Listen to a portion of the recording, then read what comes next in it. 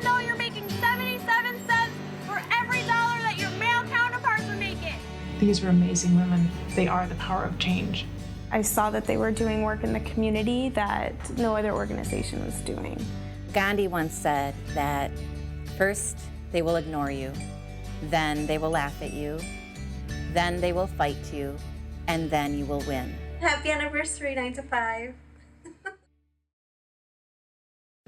9 to 5 is one of the organizations that came out really of a grassroots movement across the country in the early 1970s. Women who had skills, organizational skills from the civil rights movement, the women's movement, the anti-war movement, were going into the workplace in huge numbers, and they had both skills and expectations.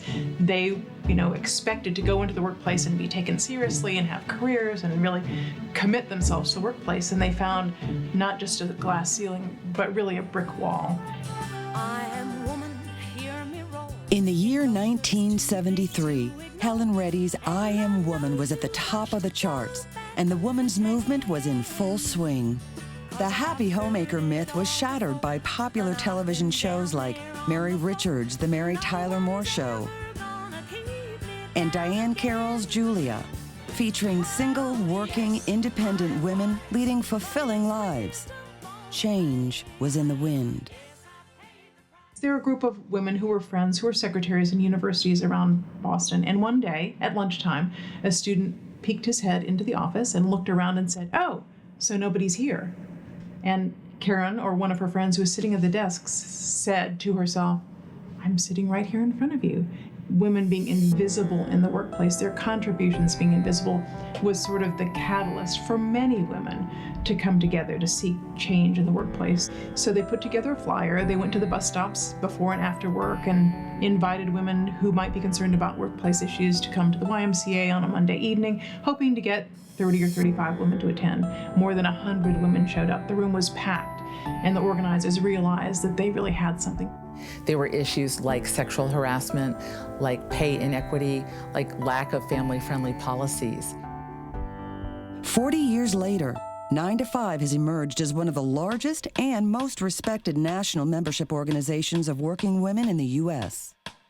What drives us is our passion and to be able to fight for people's rights. That we live in a country where we do have rights. I think the impact of 9 to 5 on other people is that they realize that there's somebody there fighting for them.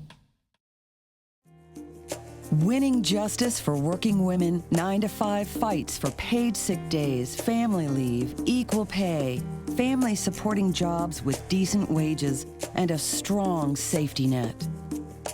9 to 5 does a lot of work to change policy at the local, state, and federal level. And really, we use the voices of our members to engage in making that change.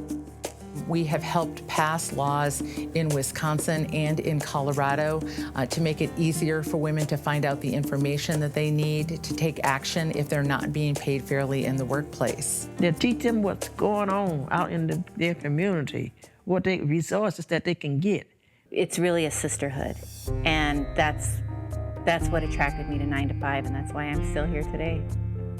9 to 5 has changed my life in a way that they've helped me to be able to negotiate things with employers, as well as to know exactly what I can and cannot do as far as employment is concerned, as well as with legislation. In the early 2000s, we co-led the effort to pass the Atlanta Living Wage Ordinance, which said that jobs paid for by taxpayers' money need to pay a living wage of $10.50 an hour.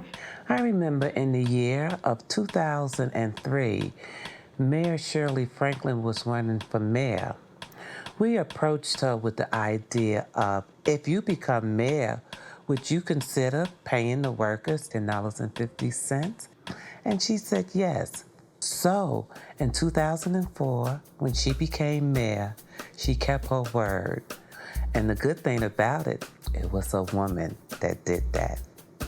We're the first major southern city to pass that kind of legislation. And just this year, we were the first southern city to pass a Ban the Box ordinance. Ban the Box is an initiative to take the question off of employment applications.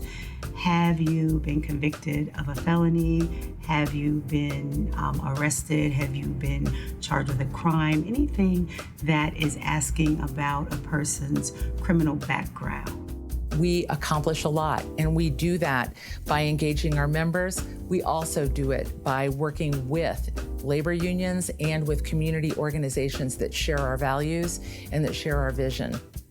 What 9 to 5 does is it teaches you how to be a part of the process. I've learned from 9 to 5 how to lobby legislators to get laws changed so that they strengthen the lives of working women. They teach you everything it is that you need to know and how to be a part of the process in a positive way so you can speak on your own behalf. Over the last 40 years, 9 to 5 has celebrated hard-won victories. Boston clerical workers come together for raises, roses, and respect. 9 to 5 focuses on equal pay. 9 to 5 members work towards passage of the Pregnancy Act. Hit film 9 to 5 highlights the need for better workplace policies. The Job Retention Project in Milwaukee helps women move from welfare to work. Members helped pass the Civil Rights Act of 1991. Years of activism helped win the Federal Family Medical Leave Act in 1993. 9 to 5 launches sexual harassment outreach workshops. 9 to 5 calls attention to unfair treatment of temporary workers. Keeping jobs and raising family in low-income America, it just doesn't work. Atlanta Living Wage Ordinance sets wage at $10.50 per hour for city-funded jobs. Colorado leads successful campaign to increase state minimum wage. Milwaukee Coalition passes a city-paid sick day ordinance. President Obama signs the Lilly Ledbetter Fair Pay Act into law. First annual National Day of Action on Women's Equality Day. 9 to 5 celebrates 40 years of winning justice for working women. Our chapters at the state level will engage in activity to pass legislation at the state on these same types of issues. We then use those victories in the states to build momentum for the federal policy change that we're seeking and to engage our members in speaking out at all levels for the necessity of these changes. We have helped improve the lives of millions of women throughout the country by passing local and state laws that directly affect them. And for me, sometimes the most meaningful part of my work is actually my interaction with members. In 2009, the Lilly Ledbetter Fair Pay Act was the first bill signed by President Obama, and I had the privilege of being at the White House when he signed that bill. It was thrilling to be there, both because this was such a needed change for our members and for all working women, but also because it really represented a new change in Washington, D.C. on some of the issues that 9 to 5 cares about. We've also adopted a commitment to combat all forms of oppression. There's so much discrimination in the workplace. Women still get discriminated against because they are pregnant, because they have children. The pay gap is still huge, especially for women of color. There are always different requirements for government assistance.